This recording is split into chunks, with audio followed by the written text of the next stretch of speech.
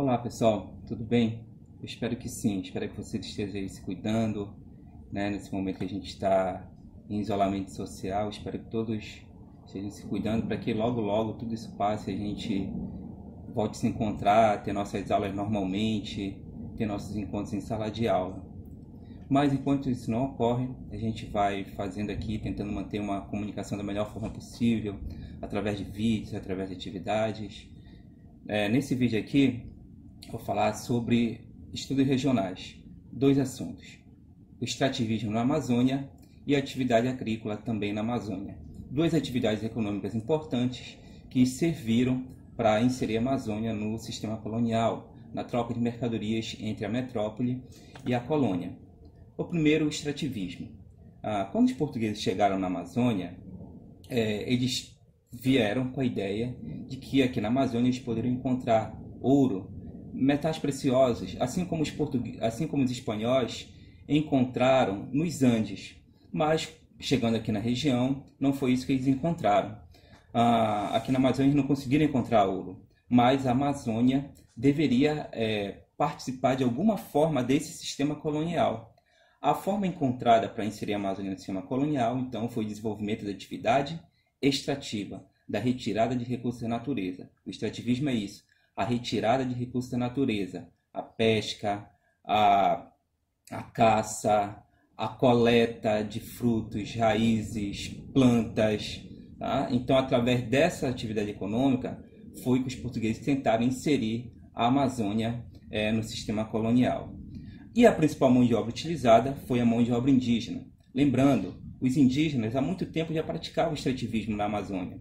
Nós estudamos no sexto ano que os primeiros grupos humanos da Amazônia que vieram se desenvolver praticavam atividade extrativa. Então, a atividade extrativa não era uma novidade para os indígenas. Então, essa mão de obra foi muito utilizada. O primeiro contato entre colonizadores e povos locais se deu através da atividade extrativa, do extrativismo. É só a gente lembrar lá do Nordeste, o contato entre os colonizadores e indígenas, a extração do pau-brasil. Aqui na Amazônia também não foi diferente. O primeiro contato vai se dar com a retirada de madeiras do interior da floresta. Então, a atividade extrativa foi muito importante, foi a principal atividade econômica durante todo o período colonial. E a principal mão de obra utilizada foi a mão de obra indígena. Por que a mão de obra indígena?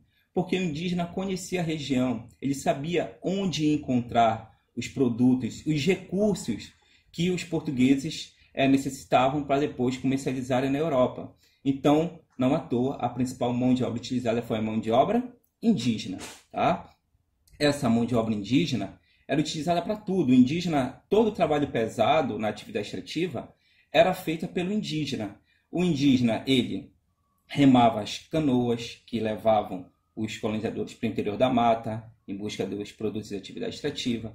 Quando chegavam no interior da mata, os indígenas derrubavam a mata, limpavam o terreno, construíam as feitorias ou tijupares, que eram espécies de locais para eles poderem ficar no interior da mata. Lembrando que quando os colonizadores, que os índios iam para o interior da mata em busca dos produtos da atividade extrativa, eles não iam no início da semana para voltar no final de semana, ou eles não iam no início da manhã e voltavam no final do dia. Não, eles ficavam de 6 a 8 meses no interior da mata, retirando recursos da floresta.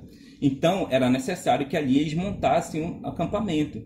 Então, os indígenas, quando chegavam lá, construíam os tijupares, as feitorias, que eram para eles poderem se abrigar durante esses 6 a 8 meses. Ou seja, em muitos casos, eles ficavam mais da metade do ano no interior da mata, retirando esses recursos da floresta. Uma outra questão importante é que esses produtos de atividade extrativa, eles serviam tanto para exportação, que era o principal objetivo da retirada desse recurso de atividade extrativa, mas também eles serviam para o consumo local, para o consumo da população local. Né? Então, por exemplo, para o consumo da população local, as carnes de caça, tá?